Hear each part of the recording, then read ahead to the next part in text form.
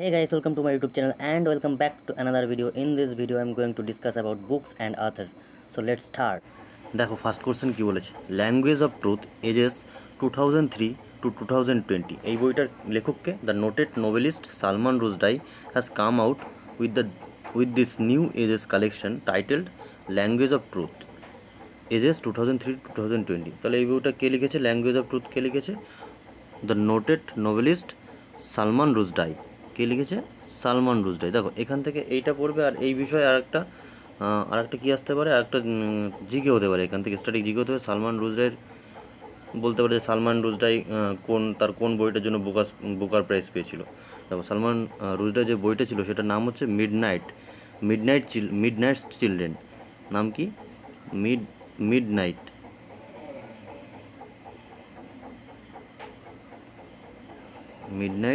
Children.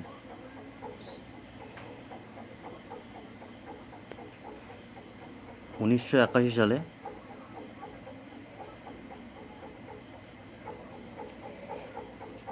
Booker prize পেয়েছিল এটার জন্য।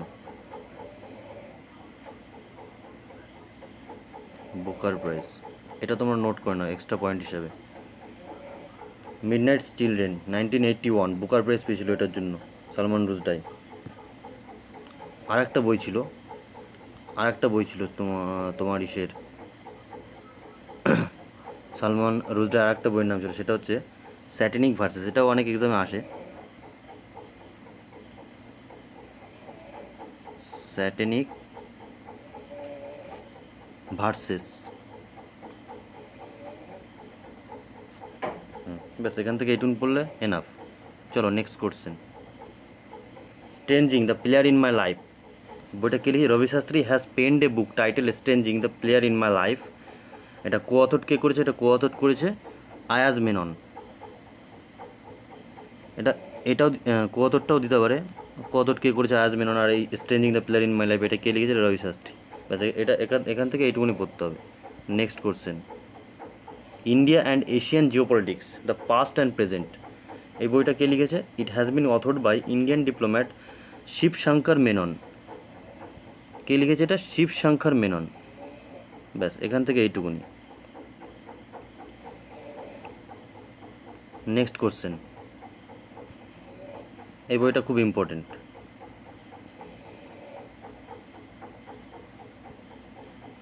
Savarkar a contested legacy 1924 to 1966। এটা কে লিখেছে? এই বইটা লিখেছে বিক্রম সাম্পাত। এটা সেকেন্ড এডিশন এই বইটার। এই বিষয়ে একটা জিকে হতে পারে, স্ট্যাটিক জিকে হতে পারে সাভারকারের বিষয়ে। দেখো সাভারকার দু ভাই ছিল। একজন ছিল বিনায়ক দামোদর সাভারকার, আর একজন ছিল হচ্ছে বিক্রম দামোদর সাভারকার। বিনায়ক দামোদর যে সাভারকার ছিল, ভিডি সাভারকার যে ছিল, ভিডি সাভারকার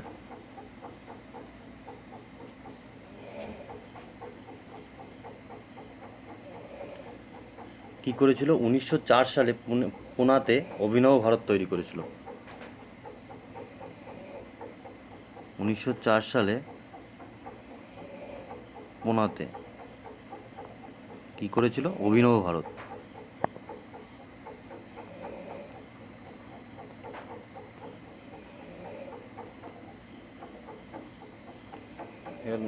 নোট করে নাও তোমরা। তাহলে কি ভিডি সাভারকার 1904 সালে পুনাতে অভিনব ভারত করেছিল। আরেকজন কে ছিল? আরেকজন ছিল বিক্রম দামোদর সাভারকার।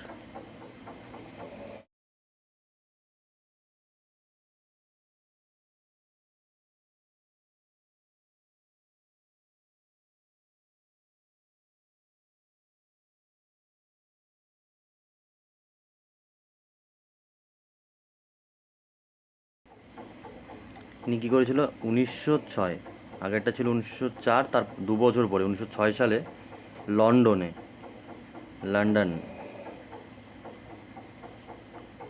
অভিনব ভারত করেছিল।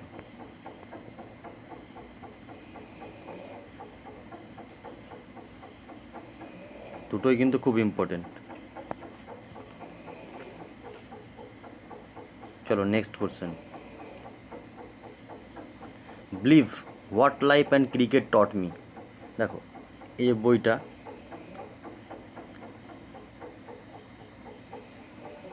Believe what life and cricket taught me, এটা হচ্ছে রায়নার অটোবায়োগ্রাফি। এটা co-authored by Raina and sports author Bharat Sudarshan. The memories has been co-authored by Raina and sports author Bharat Sudarshan. এটা হচ্ছে believe what life and cricket taught me, এটা হচ্ছে রায়নার অটোবায়োগ্রাফি। চলো নেক্সট কোশ্চেন।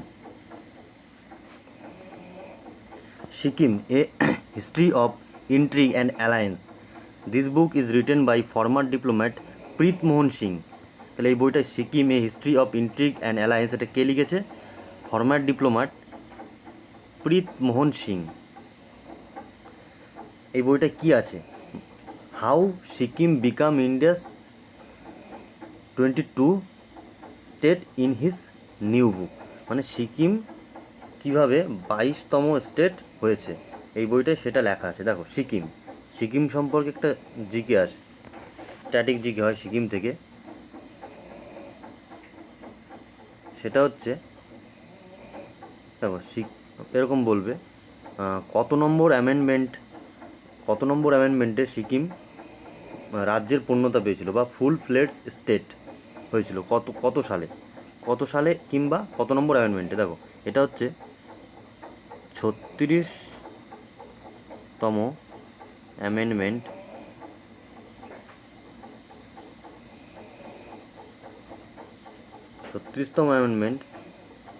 বাংলায় এটাকে বলা হয় সংবিধান সংশোধন। সংবিধান সংশোধন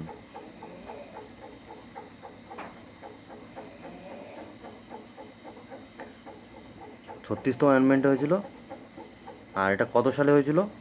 1975।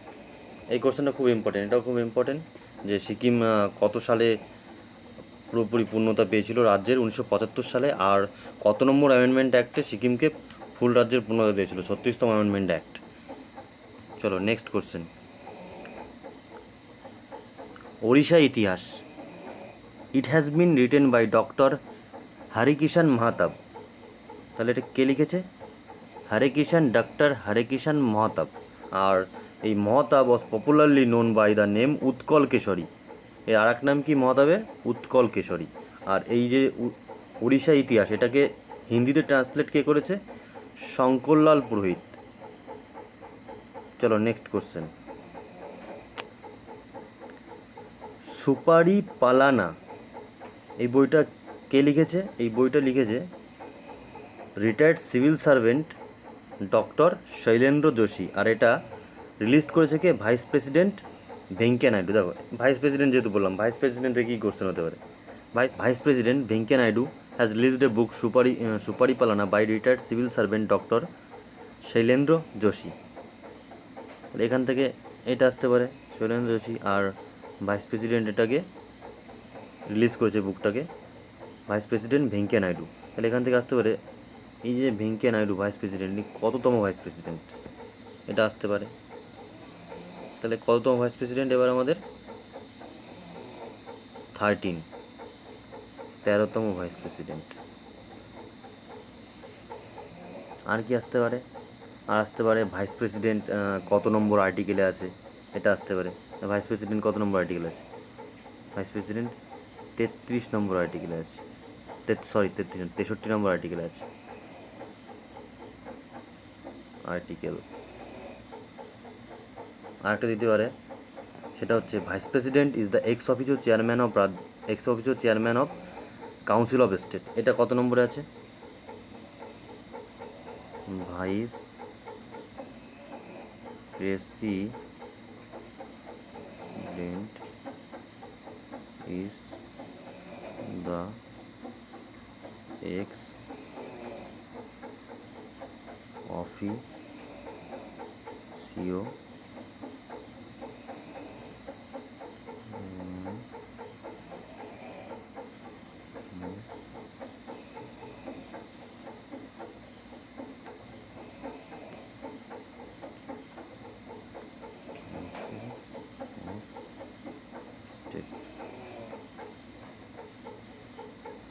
Vice president is the x officio chairman of council of state, এটা আছে 64, 64 নম্বর আর্টিকেলে আছে, এটা 64 নম্বর আর্টিকেলে আছে। এটাকে আমি বাংলায় বলি, তাহলে বাংলায় কি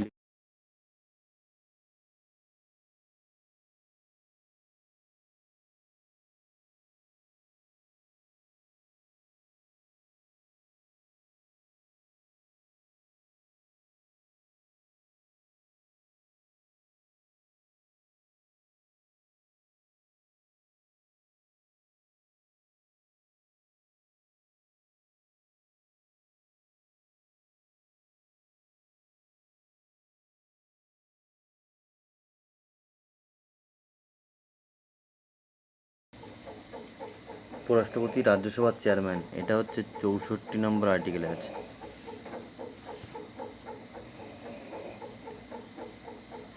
চলো নেক্সট। এবারে বইটার নাম কি? The frontier Gandhi. এটা কে লিখেছে?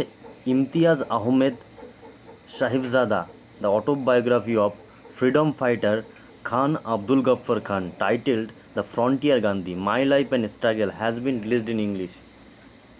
ইংলিশে রিলিজ করা হয়েছে। কে করেছে? ইমতিয়াজ আহমেদ সাহিবজাদা। আর এই যে ফ্রন্টিয়ার গান্ধী, এটা কার autobiography? Freedom fighter Khan Abdul Ghaffar খানের অটোবায়োগ্রাফি এটা। চলো next. My experiment with silence, এটা কে লিখেছে? My experiment with silence, actor Samir Soni will come out with this debut book. Samir Soni এটা ফার্স্ট বুক, তাই এখানে বলেছে ডেবিউ বুক। তাহলে সমীর সোনির বইটার নাম কি? My experiment with silence. পরে question, the green queen of India e book, এটা কে লিখেছে? Environment minister Prakash Javadekar. Environment minister Prakash জাভেদকর।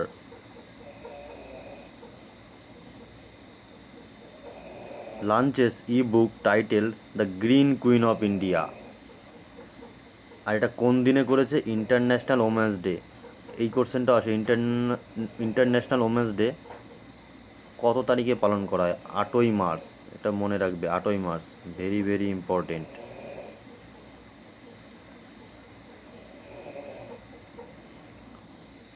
So guys, আমার ভিডিওটা যদি ভালো লেগে থাকে তাহলে অবশ্যই সাবস্ক্রাইব করবেন এবং লাইক করবেন। Thank you. দেখা হবে নেক্সট ভিডিওতে।